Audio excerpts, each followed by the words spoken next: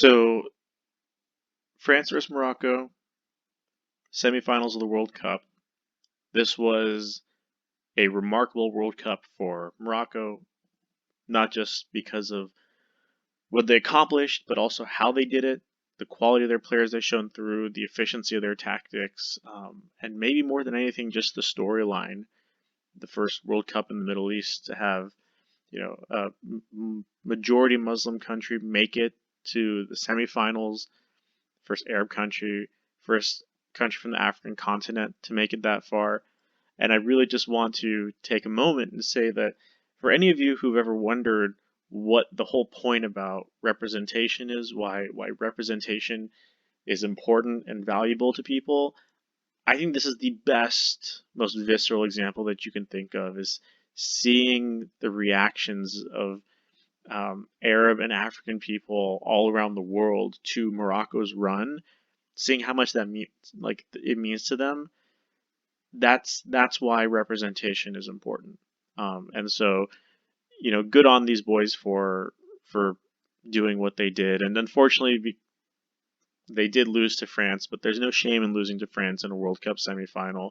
This was, despite being a 2-0 scoreline by the end of it, still a very competitive game right to the very end. So Morocco shone out, and I think they made a lot of people proud. France, a little bit of a different story. Obviously, we know they made it to the final and were very, very close to winning the whole thing for a second time in a row.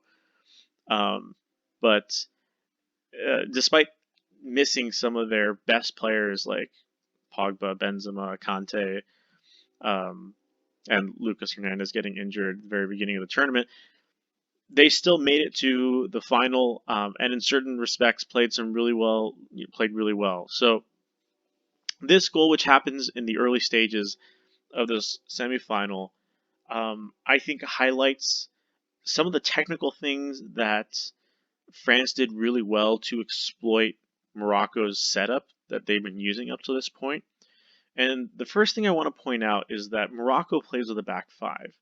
They have two wing backs, Hakimi and Mazraoui, who are both very athletic, very skilled, capable of doing a lot for you.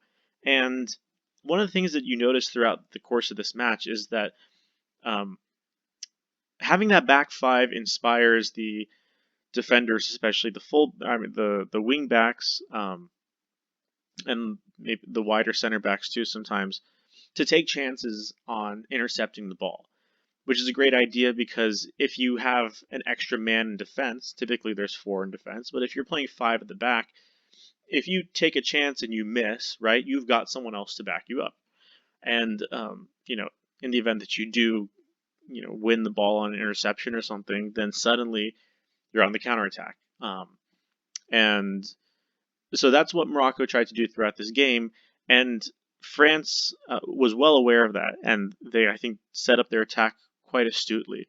So let's take a look initially at sort of what France's attack looks like. I want to pause it right here. So, like I said before, Morocco is playing a back five. You've got 1, 2, 3, 4, 5 defenders, right? And they've got this line right here. France initially is set up with Olivier Giroud at the very top, and then they had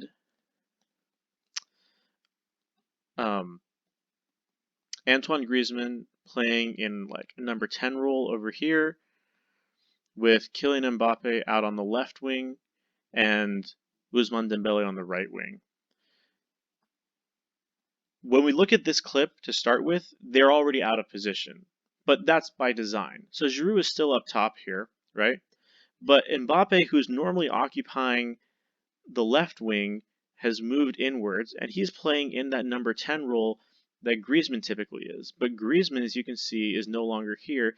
He's actually playing up top alongside Giroud.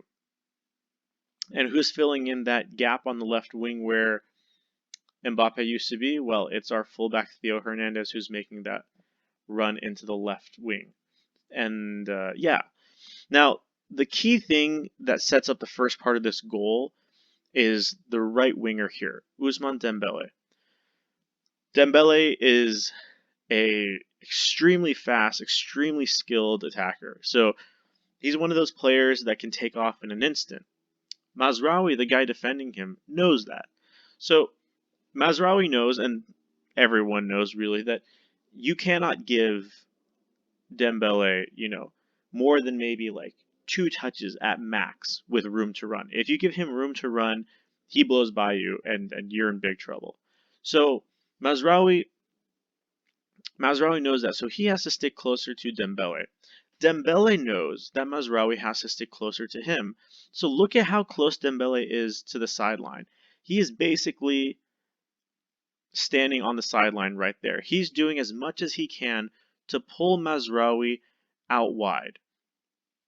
Why does he do that? Well, because Morocco is playing a back five. That means that space is very scarce in the attacking third. If you look at the space between all the other defenders, there's not a whole lot to work with.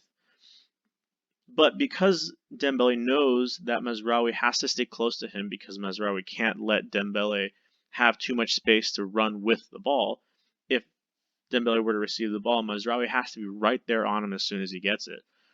So because Dembele knows that, he's going to pull Mazraoui out wide and open up a bigger gap right here. Look at this. I mean, obviously, we're looking at it from an angle here, but this is a bigger gap, significantly bigger gap than the gap between all the other defenders here. And that's what France is trying to exploit here, is they're using the fact that Dembele has to be guarded closely, telling Dembele to go as far out wide as he can to try and stretch this defense out. Stretch them out so that there are some opportunities to find space in between the players to make an attack happen. And this is where the attack begins. So I'm going to rewind this just a little bit. So this is Raphael Varane. He's coming up with the ball.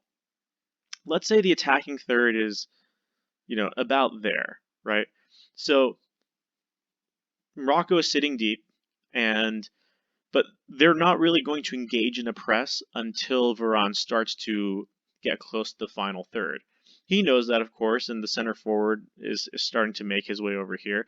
If Varane were to sprint forward, he would probably have the ball taken off of him. So he's not trying to run into the defense, really.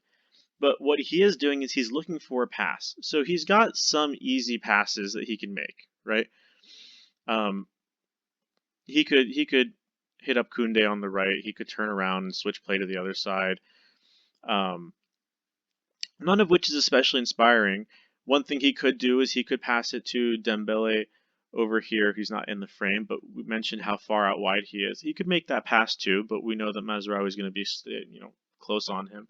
So he's got options, but he's looking for something interesting to do here, something that'll actually let them score a goal. And notice that Griezmann is currently offsides here, right? Varane can't pass it to Griezmann, but he's looking in Griezmann's direction, and Griezmann is also looking in Varane's direction, right? They're making eye contact over here. And there are two constraints stopping Varane from passing to Griezmann here. First is the fact that Griezmann is currently offsides, right? So Varane can't pass it to Griezmann until Griezmann is on the right side of the defense, until he's onside. The other thing is, like I mentioned, there's this final third where Morocco's press is going to engage. Varane is moving forward, and he has until the press, engages with him as a ball carrier to actually get rid of the ball. Otherwise, he's going to get picked off, and that's bad for France. So Varane, those are the two things that are sort of like deciding the timeliness of this play right here. Now, these guys, like I said, are watching each other because they know that the gap that they're trying to exploit is right here on the right wing. And so Griezmann cannot make a run into that space until he's onside, and Varane has until he gets this final third to actually pass this. So watch what happens. Okay.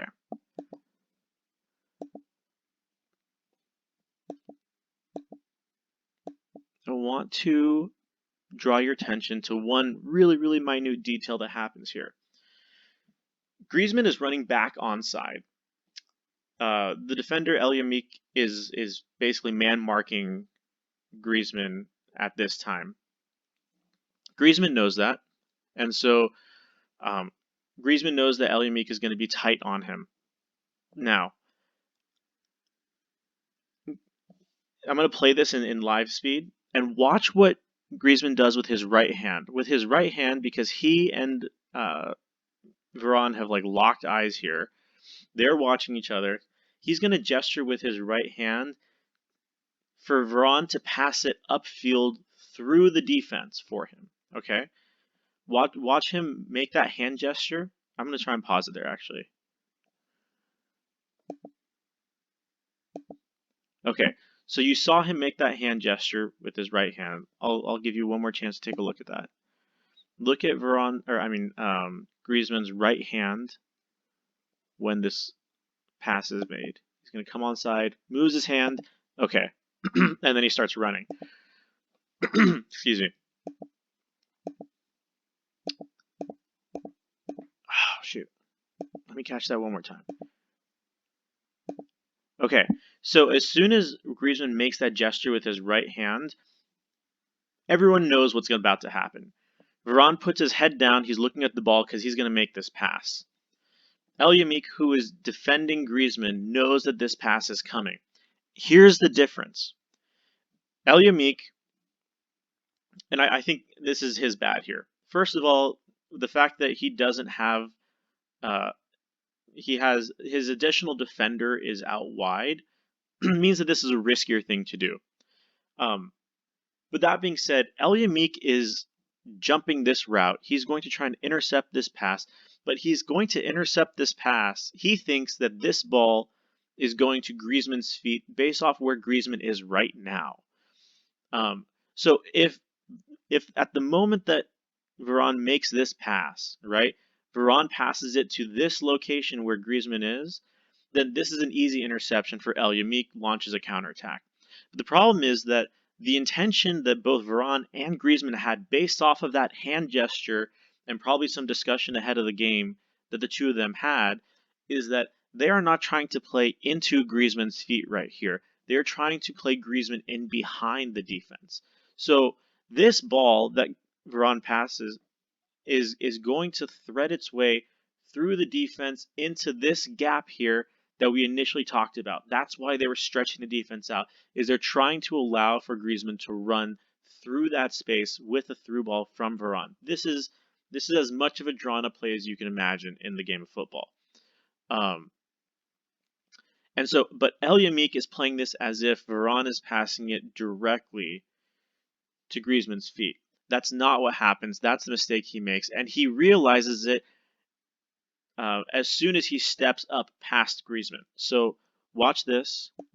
He's going to step up, and so he realizes when this ball is moving that he has miscalculated, and so he tries, and he's really close. He tries to, swing his leg out there and get a touch on this ball to prevent it from getting through to Griezmann, but it's just too late.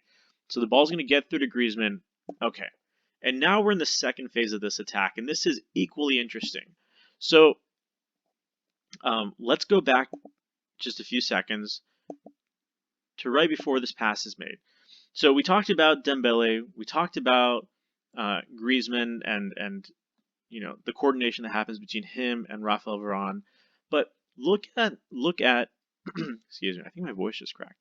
Look at Olivier Giroud. This is once again why having a classic number 9 center forward, a big guy, but someone who knows the game really well, who can occupy defenders, can be so useful in setting up attacks, because he's been around the game for a long time. I know that he's kind of controversial in some ways. Some people like him, some people don't. He's definitely not a sexy striker in the sense that he doesn't have blazing speed and fast footwork and all this stuff, but he does the little things really well. And this is a great example of how he does it. So, and this is a smart setup by France, is they're going to have Giroud play in front of Kylian Mbappe. So Giroud is here, Mbappe is right behind him. They basically stacked these attackers. And the reason they do this is because they know, and this is usually what happens when you have a big center forward, is you can't give them, you have to be close to them because you want to physically contest with them. If you're going to put this ball up high, you want to push and pull, and you want to put them off balance to prevent them from getting their head on the end of a cross. So the defender, I think, I don't remember their name, but the central defender is going to stay um, tight to Giroud throughout the course of this play. What that means is that if Giroud moves forward, he creates space behind him, and that's space for Mbappe to run into. So the whole setup of this, the interplay between Giroud and Mbappe, is for Giroud to create space behind him for Mbappe to run into. I'm gonna hit play here, and notice that as he's running, Giroud is actually looking back at Mbappe as well. Watch this.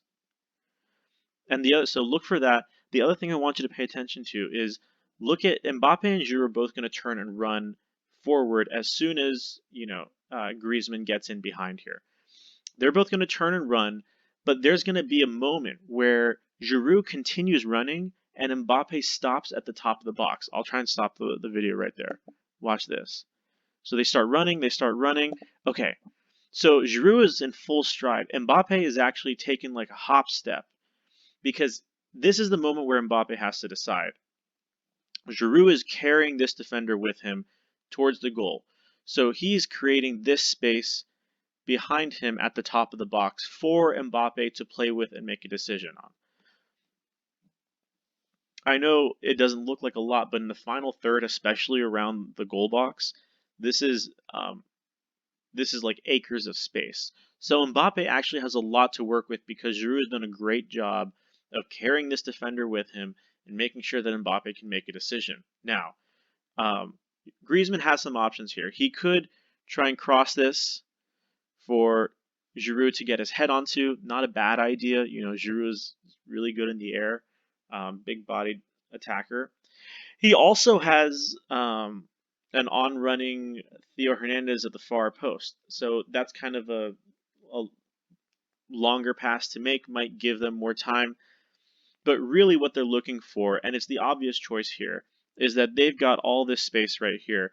Griezmann can easily put it in the middle, Mbappe can run in, and then where Mbappe meets the ball, he can shoot it first time on goal. Really good play design. What I don't quite agree with here that Mbappe does is you'll see this in a second. He'll try to fake left and then run to the spot. And it's kind of a waste of time because I think might be under the assumption that Saiss, the defender over here, Saiss, is like sticking more closely to him, so he kind of has to shake him off. That's not the case. He's got some distance, and Saiss actually, to his credit, does a pretty good job of diagnosing this whole play. Mbappe might have just done better to try and meet this, like run straight to the ball, or at least, hang on for half a second longer before he runs. But the point being, the way this is all set up is for Mbappe to get to, around this point right here to hit the ball first time because he has that space. So watch Mbappe is going to fake left and then run to the middle, left and then to the middle. That amount of time that he spends to go left and come to the middle is enough time for Saiss to recognize what's happening and turn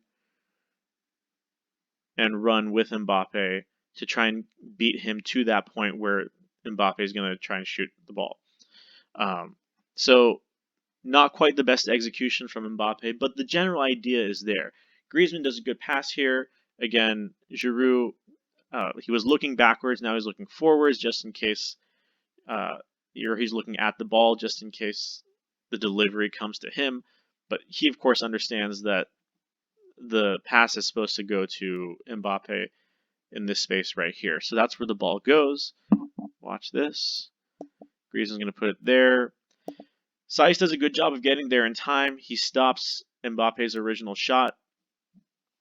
And, the ball's bouncing around or whatever. And this is the thing that's really difficult, and it's easy for me to sit here and say this because I mean I'm just sitting at a table in my own comfort saying this, but these guys in the moment are playing like the biggest match of their lives. This is the World Cup semifinal. Like all of their country, all of Morocco is watching. The whole world is watching. These guys are under immense pressure, and I mean, it's not even my place to try and imagine sort of what these guys are going through.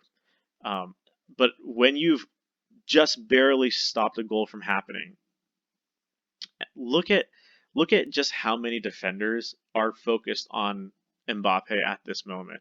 One, two, three, four, five, six, 7 players are all watching just Mbappe and the ball, and no one notices Theo Hernandez lurking at the far post. Actually, I don't think Mbappe is thinking about Theo Hernandez at the far post. I don't think anyone is, except for Theo Hernandez himself. So by hook or by crook, the ball bounces around and Mbappe takes a shot, and it bounces just happens to bounce in the area of Theo Hernandez. Good awareness by him, good diligence by him, vigilance to like stay in the right position at the right time. This is why positioning is so important. Even if you don't always get the ball, you got to wait for those right opportunities. If you're not there, then you're going to regret not being there. So um, this ball is going to bounce around, comes to Theo Hernandez, and he puts this ball away into the net. Again, it's easy for me to say that at least one of these 7 defenders should have been paying attention to Theo Hernandez, but it's really difficult when you're inside the box and the ball's bouncing around and all that. It's the very few defenders who have the calm and the foresight to be thinking about something like that in this moment, and I can't even list maybe more than like 5 defenders who I think would be able to think of that in this moment. Uh, Tough ask for Morocco. So, but a good job by France. Hernandez's finish. So this is difficult. It takes a lot of flexibility from his hip to his knee to his ankles. He's in the air. He's got to balance it with his arms. See his arms swinging out as sort of like a counterbalance. If you imagine this as sort of like a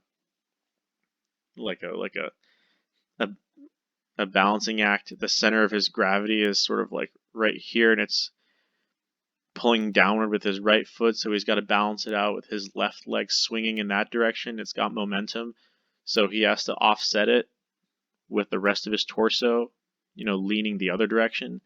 And so that allows him to sort of stay a little bit stationary in the air and operate on a swivel so he can control this pass. It's a very intuitive thing that your brain just does on its own. There's no need for me to point it out, but I do think like the physics of this is cool, how the brain just automatically decides if your leg's going to be this high and swinging at this rate, then you're going to want your chest and your arm and everything to lean the other direction at this angle and rotate at this rate. All those cool technicalities are happening right here. And the important thing that um, Hernandez does from a decision-making perspective here is um, this ball is bouncing upwards, and it would be very easy for him to, try to hit this straight into the goal, which is difficult and most likely would result in him kicking it over. However, you can miss over the goal. You cannot miss under the goal. And so what Hernandez is doing right here, what he's trying to do is he just wants to get the ball on target. That's his only goal here. And so the smartest thing for him to do is to hit it downwards. And so he's got that flexibility and athleticism to get his leg up there and swing it downwards, get contact on the ball, hit it downwards, and just hope for the best. And in this case, Bono, the goalkeeper, he's come out, which means that as long as he can get it past him, he has a good chance of getting this in. As far as I'm concerned, Hernandez just hits this, but it's a difficult finish, and it works. It